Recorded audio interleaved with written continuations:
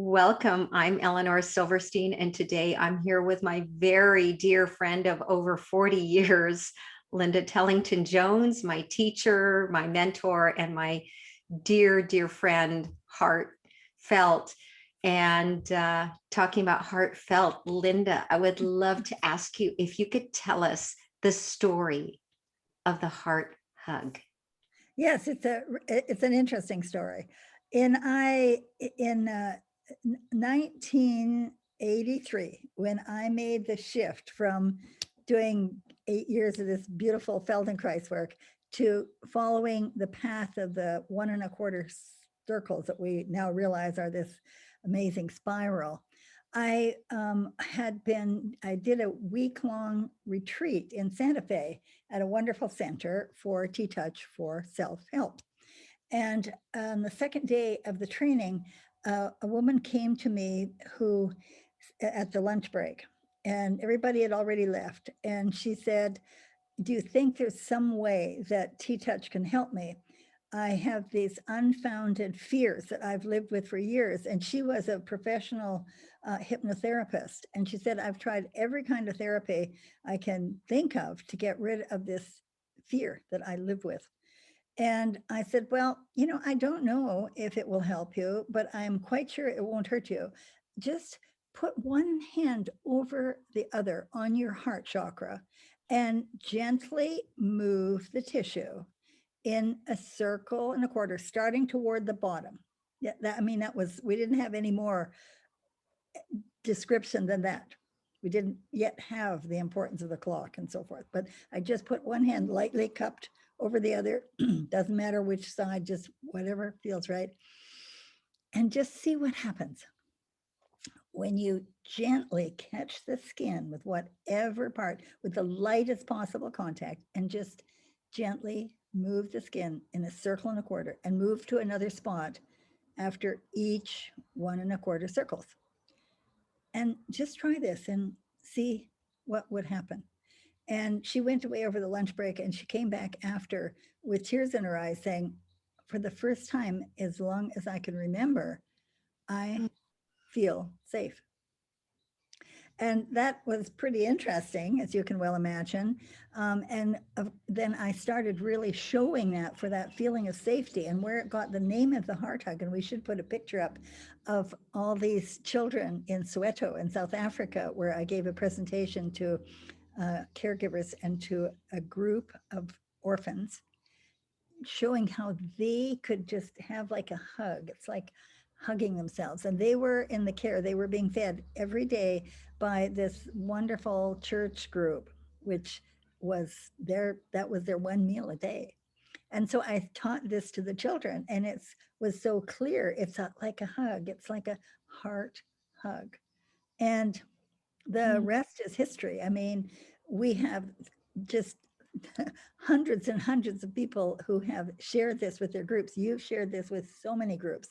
And in the meantime, what I added into this, then we realized it's really important to recognize that when you imagine the face of a clock on the wall, those old-fashioned round types that we had in the school, and you take that clock and you put it here on your chest in your center, which is your heart chakra, and you imagine the numbers. We just put the simple 6 toward the ground, 9 toward the right shoulder, 12 toward the skin, and 3 toward the left shoulder.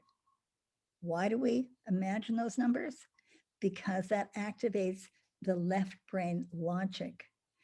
And it's a method. So anything to do with logic or method activates that the left brain, which we need to be on this computers together. Now, what about the right brain? By imagining the clock, imagining and gentle movement activates the right brain. Why is that so important? That's what makes us human. The left brain separates us from everything. The right brain is responsible for our feeling,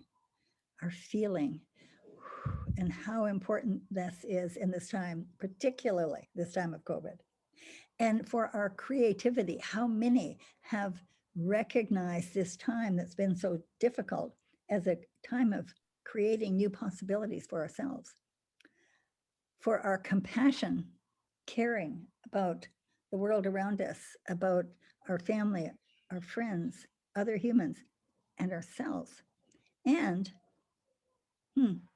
intuition. And this intuition that I love is this definition that intuition is the manifestation of divine consciousness within you, receiving and understanding its messages will change your life and help you find your true path. And what we found now, that directly relates, because over the years, what I've discovered, whoa, what is at the core of this T-Touch is the recognition of this divine intelligence, this amazing cellular wisdom in every cell in our body, and having this 1.25 circles, that is that spiral in all of nature. It's like a key to connect us with that amazing potential of our body to heal itself. So we're connecting with that divine consciousness, that amazing universal source wisdom of all that is. Mm. And this is this activation of both hemispheres. And that's been a passion of mine ever since I was measured by Stanford Research Institute in 1972 at Esalen as having a balance in both left and right hemispheres. How do we get that? That's what we need in this time. That's what we need in the.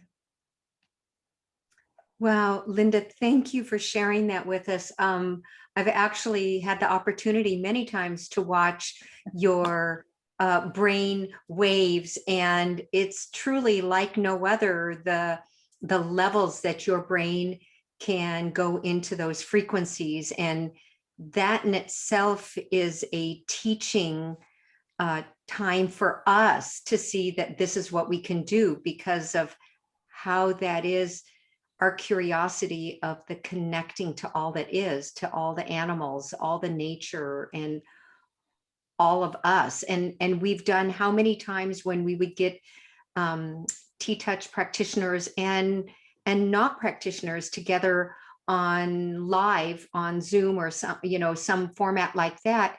And we send heart hugs to people that are ill and need it, and they feel it because all of a sudden a shift happens. Yes. That is all activation, right? And if you remember also, what we did with Anna Wise was measure our brain waves to show that with the one and moving gently, you have to move the skin, not over the skin. Gently moving the skin activates what Anna Wise studied for many, many years as the awakened to mind state. This concept that we have a balance of beta, alpha, theta, and delta in both hemispheres. And now this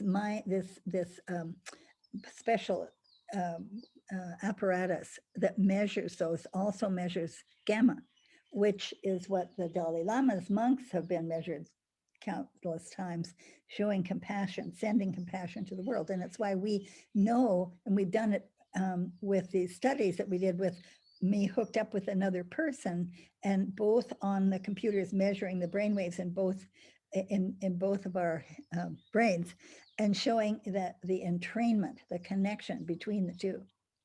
And what I recommend is this concept that we add to it, Elinor, that we now know this importance of the smile when you actually apply the HeartHug, because the smile activates the serotonin, that feel-good hormone. And this amazing concept by gentle movement of the skin has the most effect on activating the oxytocin, what Bruce Lipton is calling the trust hormone. So, and it's only in the lightness that you get the most, it's not in deep work, that you get most activation of oxytocin, which is from a huge 2,000 person study discovered by the American Massage Association. Well, and we've also seen that oxytocin is a hormone and neurotransmitter involved in health healing, and happiness. Also, That's an important one, Elinor, to bring in. yeah, Really yeah, good one. yeah. Wow. So Thank you. that's the background. That's how it came about. There you And go. the thing is, the question was asked, what's the difference with Feldenkrais and T-touch? Well, I mean, this amazing, beautiful Feldenkrais work is through the gentle movements, activating new neural pathways to the brain to give us more brain cells and more potential for learning. That's what I got from Moshe in the second day of this 4-year training that I did with him at the Humanistic Psychology Institute in San Francisco. I mean, it turned me on fire, because that's when I thought, holy mackerel, wait a minute, if this is true for a human, that's got to be true for a horse. And that's what I discovered, a whole new way of training animals after being a professional for 15 years and training traditionally. It's changed the world. You know, we know it's in 37 countries now. And the thing that about this work, what's so beautiful, I mean, the changes we know you can make with Feldenkrais are just amazing. With T-touch, anybody can learn it. We know that you can, as a Feldenkrais practitioner, you can give it to your, as you do many times, to your clients and have them do it between your sessions. So it's an addition. So instead of having this beautiful connection through the neural pathways and the nervous system, we're differentiating the cells that make up all of this. And a child can do it. That's the thing that's so beautiful. And we can do it for our dogs. And our kitties and our horses and our bunnies and our birds. Yes, that's the thing. It's so beautiful. And it's thanks to the animals. This is, for me, it's a gift from the animals, because I never would have brought it to people had I not discovered it first for horses, and then of course dogs, and then now we use it for all animals, including zoo animals. I remember we had a Royal Standard Poodle that we adopted, and finally realized she was making always this licking but popping sound. And I realized one day, oh my God, she has acid reflux. And I was talking with you on the phone, and you're like, what, did you do the HeartHug with her? And I go, what are you talking about? How would I do that? You're like, put one hand on the withers and one hand on the sternum. And I'm like, oh man, it stopped after 2 years of daily lip popping and suffering. It stopped the acid reflux. I had to only do it a few times, once here and there, literally just stopped it. And she never had the issue the rest of her life. Elinor, it's a miracle, isn't it? It's a miracle. I mean, that's the miracle of the body, that when we address, we recognize that intelligence in every cell in the body. And that's in my second year of my Feldenkrais training. Moshe had recommended that we read Man on His Nature by Sir Charles Sherrington, who won a Nobel Prize for the study of photons. And in his book, when he wrote in the second chapter that every cell in the body knows its function in the body, I thought in that moment, oh my gosh, when I don't yet know how to do the miracles that I've seen Moshe Feldenkrais do in a person in 20 minutes, a person with a stroke, miracles. I don't yet know how to do that. All I have to do is just say cells, just remind this body of its potential for ideal function at the cellular level. And that's how I began to see, during my whole Feldenkrais training, I began to see their bodies as a collection of this intelligence, this wisdom, and that we are connecting with this. And through the 1.25 spiral circles that we finally learned only, I don't know, 18 years ago, we recognized from a young savant, a young man coming into the class and saying, this 1.25 circle is that golden ratio that's in all of nature. That takes it to another level of understanding. And then we got this idea, okay, hold on, folks. How is it that our blood flows, that we can see, that we can speak? We don't have to do anything for this amazing autonomic nervous system to function. What's behind it? It's that divine consciousness, that spark in every cell in our body. And that communication that we have between it, it's just, I was so turned on that by this concept of communication between the cells by Bruce Lipton's book, Spontaneous Evolution, in this wildly wonderful bodies that we live in that carry our soul. And we can connect with it. We're like having a key to unlock that recognition, that awareness of the brilliance in every cell in our body, of that universal source connection. And a child can do it, and we can do it for all our animals and for ourselves. We can do it for ourselves. So between the wonderful sessions that you give, and so many Feldenkrais practitioners give, when you bring in T-Touch that you can give to your clients in between your sessions, it's just an added, another bonus. Thank you, Linda.